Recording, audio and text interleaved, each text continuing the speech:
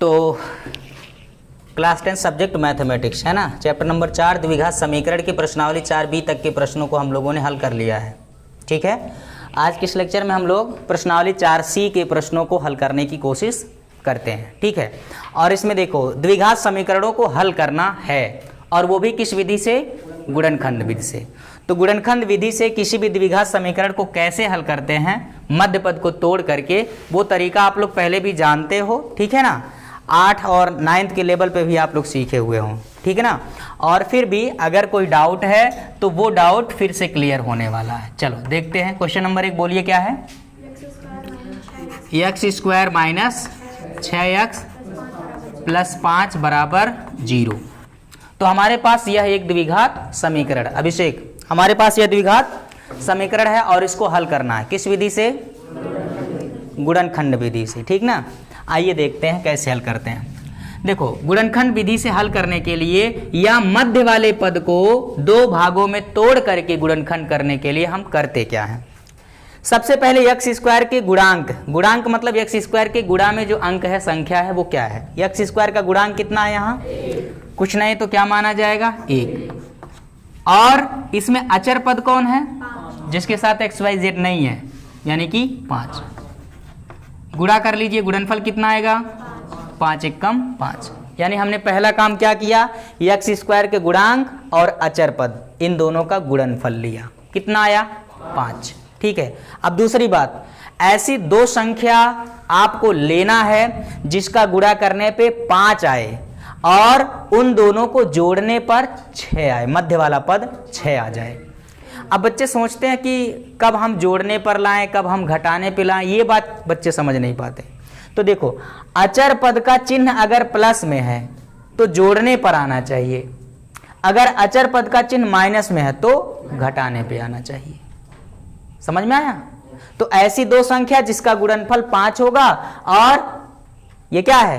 Plus है, मतलब जोड़ने पर मध्य वाला पद यानी कि 6 आना चाहिए। बताइए क्या हो सकता है? बोलो। यही 5 एकम 5 होगा और 5 में अगर 1 हम लोग जोड़ देंगे तो फिर 6 हो जाएगा। कहानी समझ में आ गया? चलिए आगे बढ़ते हैं। देखो x² माइनस, जहां 6 है दिख रहा है ना, जहां मध्य वाला पद 6 है, 6 के स्थान पे आप क्या रखो? 5 प्लस 1 और बाहर क्या? x और प्लस आगे 5 बराबर 0। ठीक है, x² ये आगे से माइनस का गुणा और पीछे से x का गुणा इन दोनों पदों में करेंगे। तो यहाँ प्लस यहाँ माइनस, प्लस माइनस 5 का x में, ठीक है, ये माइनस, ये भी माइनस है, प्लस है, प्लस ये माइनस ये प्लस, प्लस माइनस का गुणा 1 का x में, 1 का x में 1 x लिख दो, चाहे सिर्फ x लिखो चाहे 1 x लिखो, कोई दिक्कत? आगे प्लस क्या है? 5 और 5 को हम 5 गुणे 1 लिख सकते हैं क्या? बराबर 0। अब इसके बाद आप लोग को कॉमन लेना आना चाहिए। जो HCF होता है, दो या दो संख्याओं का जो HCF होता है, सर्वनिष्ठ होता है, ठीक है, वही क्या होता है? आप लोग को कॉमन लेना होगा। तो इन दोनों पद में यहाँ x कितनी बार है? 2 बार। यहाँ x कितनी बार है? में से जो होता है वो छोटी घात वाला होता है और ले से बड़ी घात वाला होता है। ठीक है, तो x पर 2, x पर 1, छोटी घात वाला कॉमन हो जाएगा, यानी 1 बार x कॉमन हो जाएगा। और 1 बार x कॉमन होने के बाद यहाँ 2 बार x था, 1 बार बाहर तो 1 बार बचेगा। वैसे दरअसल होता है इन दोनों का में से, यानी इन दोनों का गुणनखंड में उभयनिष्ठ गुणनखंड जो होता है वही कॉमन होता है। तो 1 बार x कॉमन हो जाएगा, x बचेगा माइनस यहाँ 5। आगे इन दोनों में से ऐसा कुछ कॉमन लेना है कि कोष्ठक में यही बचे। क्या बचना चाहिए? x minus 5। तो बताओ क्या कॉमन लोगे? इन दोनों में से -1 कॉमन लोगे, ठीक ना बच्चों? जब -1 कॉमन लेंगे तो यहाँ से -1 चला जाएगा, ये प्लस है तो चिन्ह बदल जाएगा, -5 बराबर क्या? 0। अब इन दोनों में क्या कॉमन हो गया? दिख रहा है कुछ? x माइनस 5, ठीक है। यहाँ क्या बचा? x और यहाँ -1, x माइनस 1 बराबर क्या? 0। अब इस द्विघात समीकरण के ये देखो, एक खंड एक खंड, कितने खंड हो गए? 2 खंड। तो इसको क्या कहते हैं? गुणन। यानी इस द्विघात समीकरण का हम लोगों ने क्या कर लिया? गुणनखंड कर लिया। अब एक एक खंड को 0 के बराबर रखो। कल शैलेश ने जो बालाजी पब्लिकेशन से क्वेश्चन पूछा था ना, उसमें ऐसा ही तो किए थे हम लोग, द्विघात समीकरण था उसका गुणनखंड किए थे। ठीक है, अब क्या करेंगे, एक एक खंड को 0 के बराबर रखिए। जब पहला खंड x - 5 बराबर 0, तब क्या होगा, x बराबर -5 को पक्षांतर करेंगे +5। ठीक, दूसरा वाला खंड जब ये x - 1 बराबर 0, तब x बराबर -1 को उधर पक्षांतर करेंगे +1। तो यहाँ x की कितनी वैल्यू हो गई, 2, 1 और 5। ठीक है, कितनी घात का समीकरण था, 2 घात का समीकरण। तो समीकरण के कितने हल होंगे, जितनी घात का समीकरण उतने उसके हल, यानी x की उतनी ही वैल्यू निकलेगी। देखो, एक हो गया 1 और दूसरा हो गया 5। अब इसी तरह की इस प्रश्नावली के सभी प्रश्नों को सावधानी पूर्वक आपको करना है। ठीक है, चलिए अगला जो मुश्किल क्वेश्चन है, जो आपको नहीं आ रहा है, जिसमें आपको दिक्कत लग रहा है, वो पूछेंगे।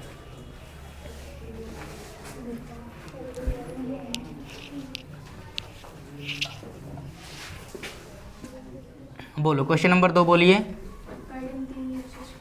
करड़ी के अंदर 3x² प्लस 2x -8√3 बराबर 0। ठीक है, तो बहुत ध्यान से देखिए इस क्वेश्चन को। यहाँ आप लोग डर रहे हैं इस रूट की वजह से, करड़ी से आप लोग को लगता है बहुत डर लगता है, इसी नाते ये क्वेश्चन पूछे हो। ठीक है, ठीक। तो ये आपको दिया गया है, कहानी बिल्कुल वैसे ही करना है। x² का गुणांक कितना है, x² का गुणांक कितना है, √3, यानी करड़ी में 3। इसका गुणा करेंगे अचर पद, अचर पद कौन है, 8√3, यानी करड़ी में 3। ठीक ना, अब इनका गुणा करो। मुस्कान दिख रहा है, तो ये हो जाएगा 8 गुणे √3 का √3 में गुणा करके बताओ। कोई बात नहीं, हो जाता है गलती। ठीक है, तो √3 गुणे √3 कितना होगा बच्चों, सिर्फ 3 होगा। ठीक है, हाँ, स्ट्रेट फॉरवर्ड, √3 गुणे √3 बराबर सिर्फ 3, √x इंटू √x। ठीक है, फ्रेश x कैसे होता है समझना चाहोगे, हैं? अरे भाई, √x गुणे √x को हम लिख सकते हैं, √x यहाँ कितनी बार हो गया, कितनी बार हो गया, 2 बार, तो √x की घात 2 लिख सकते हैं। अच्छा, ये रूट का क्या मतलब होता है, यहाँ करड़ी घात कितनी है, 2 है ना, तो इसको आप रूट का मतलब जिस पर करड़ी घात 2 है, इसकी घात आप लिख सकते 1/2। तो रूट का मतलब घात 1/2, करड़ी का मतलब घात 1/2, वर्गमूल का मतलब घात 1/, और इसकी घात कितना है, 2। तो 2 से 2 की निर्मम हत्या हो जाएगी, आ जाएगा x की घात 1। अब बोले तो सिर्फ x, नहीं समझ में आया, बोलो। √x का √x में गुणा करोगे तो एकदम साफ साफ x, स्वच्छ स्वच्छ x मिलेगा। ठीक है, √2 गुणे √2 बताओ क्या होगा, साफ साफ 2, स्वच्छ स्वच्छ। समझ में आया। यहां पर आप लोग को क्या मिल गया है, x² का गुणांक √3 का गुणा, जब अचर पद 8√3 में किया गया तो गुणनफल आ गया है 8 गुणे 3। 8 गुणे 3 कितना होगा, 8 त्रिके 24। ठीक, अब अपनी खोपड़ी पे जोर डालो। अचर पद का चिन्ह क्या है, माइनस, तो घटाने पे आना चाहिए, माइनस है तो घटाने पे प्लस होता। तो ऐसी 2 संख्या बताइए जिसका गुणनफल 24 हो और घटाने पर मध्य वाला पद 2 हो। बताइए, ऐसी 2 संख्या जिसका गुणा करने पे 24 आ जाए, घटाने पर बीच वाला पद 2 आ जाए, कितना होगा, 6 और 4, यानी 6 गुणे 4 कितना आ जाएगा, 24, और 6 में से 4 माइनस कर दोगे तो 2। समझ में आया लल्ला, बोलो। वैसे तो 24 12 दूना भी 24 होता है, 8 त्रिके 24 भी होता है, लेकिन बाबू 12 में 2 जोड़ो चाहे घटाओ, मध्य वाला पद नहीं आएगा। ठीक है, तो इस बात को ध्यान में रखेंगे हमेशा आप लोग कि ऐसी 2 संख्याएं जिसका गुणा करने पे 24 आ जाए और यहां माइनस है, इस नाते घटाने पे मध्य वाला पद 2 आ जाए, और ऐसा होगा सिर्फ 6 और 4 के साथ। समझ में आया अतुल, समझ में आ गया, मोनू, रितेश समझ में आया?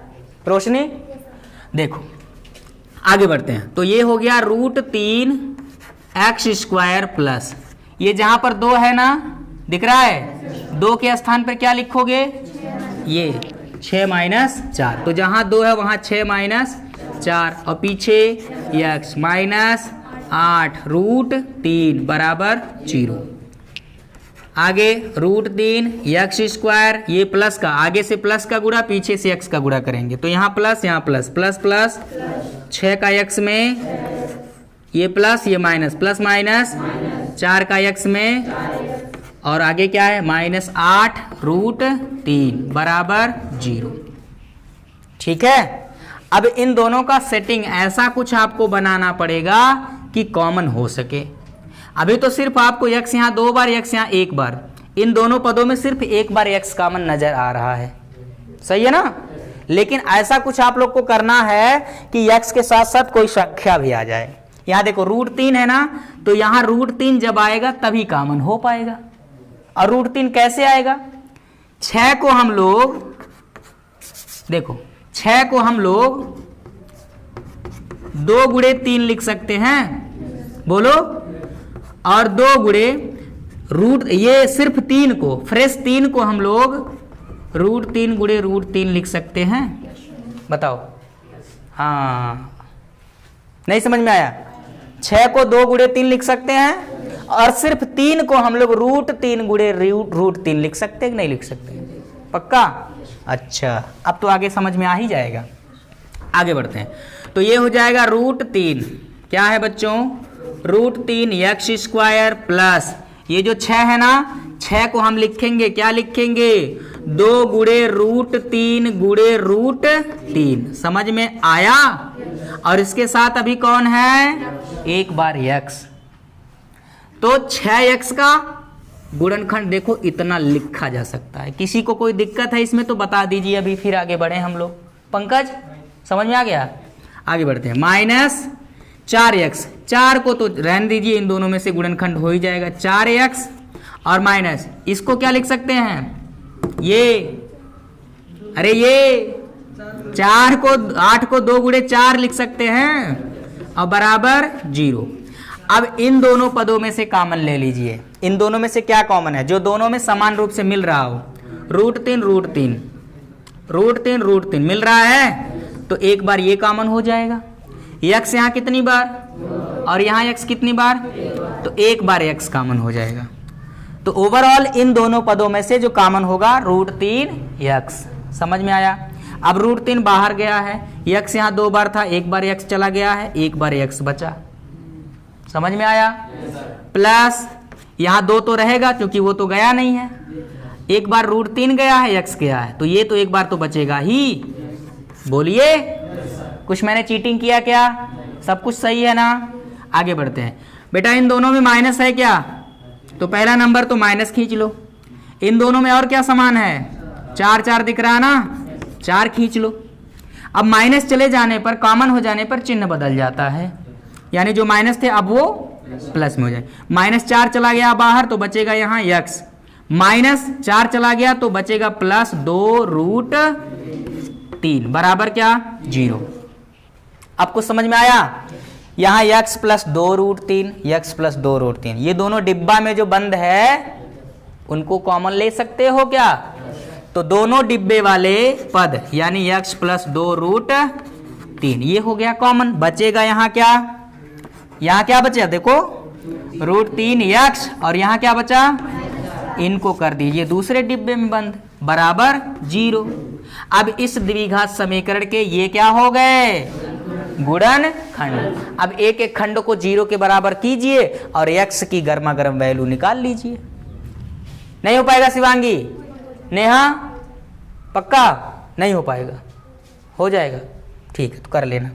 जब एक खंड, इसको जब आगे से लिखते हैं, जब तुम आ जाते हो सामने, जब x +2 √3 बराबर 0, तब x बराबर, ये एक ही पद है लल्ला, चिन्ह क्या है?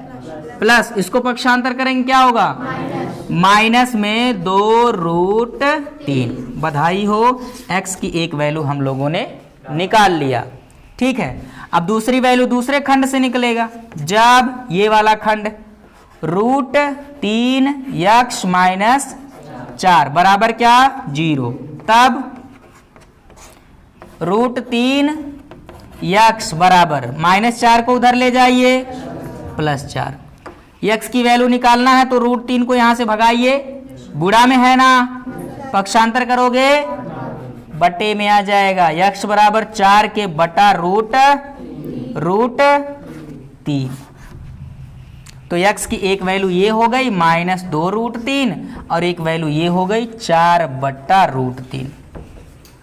तो ये कितनी घात का समीकरण था, कितने हल होने चाहिए थे, कितना हम लोगों ने निकाला, कोई चीटिंग बाजी हुई क्या, आसान है कि बहुत आसान है, बहुत आसान है, तो पहले हल क्यों नहीं कर लिए। चलो वेरी गुड, कोई बात नहीं, अब आसान हो गया ना, नोट कर लीजिए, आगे बढ़ते हैं।